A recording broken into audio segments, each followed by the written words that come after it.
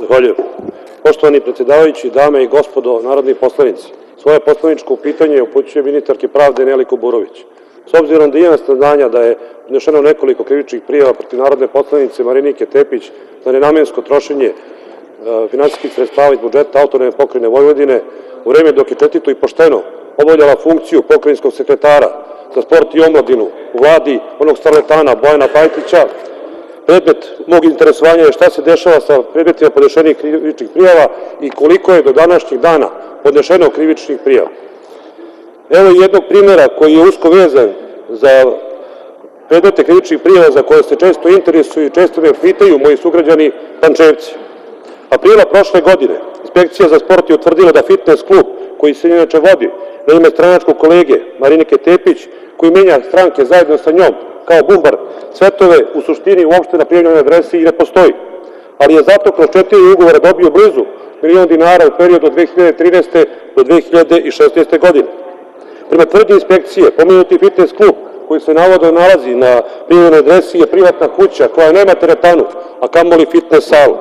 Kada pogledamo da su u periodu od 2013. do 2016. godine pojedini fudbalski klubovi koji igraju u beton ligama u Vojvodini dobijali finansijska sredstva od strane Sekretarijata za sport i omladinu, onda nam ništa više nije ni za čuđenje.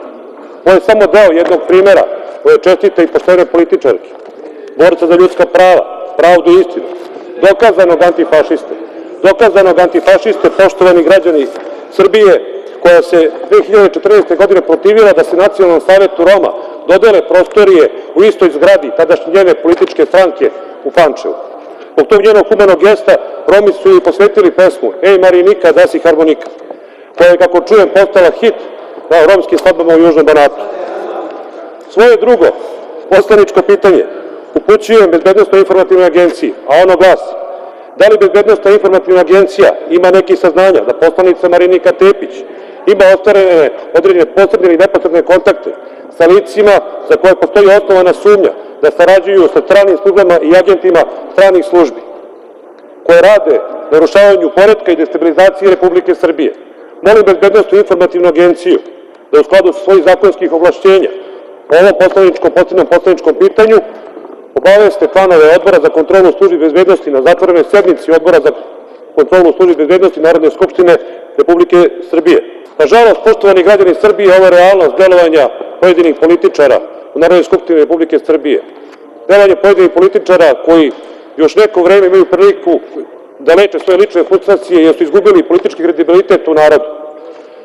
U sljedećem sazivu Narodne skupštine Republike Srbije mnogi će od njih biti prošlost, ali samo prošlost, ne politička istorija. Jer da bi neko bio deo istorije, on u svojoj političkoj karijeri mora nešto da uradi u interesu svoje države i svoga naroda.